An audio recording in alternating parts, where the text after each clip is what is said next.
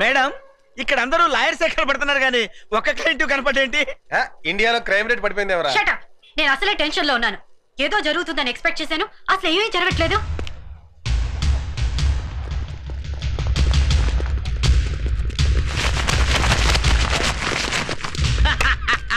Madam మనం అనుకున్నాం కదా అని అన్ని పనులు ఒకేసారి జరగవు. ఎప్పుడు ఏది జరగాలో అప్పుడు అది జరిగి తీరుతుంది. రే రామ్కోటేడి రామ్కోటి మేడం ఇప్పుడు దాకా ఏం జరగలేదన్నారు, ఇప్పుడు జరిగింది. ఎలా తప్పిపోయాడు? రామ్కోటి దొరకపోతే మన ఆపరేషన్ అంతా ఫెయిల్ అయినట్టే. ముగ్గురు 3 వైపులు వెళ్ళి వెతుకుదాం. And be serious. మా మీదే అప్రూవర్ గా మారుతావురా?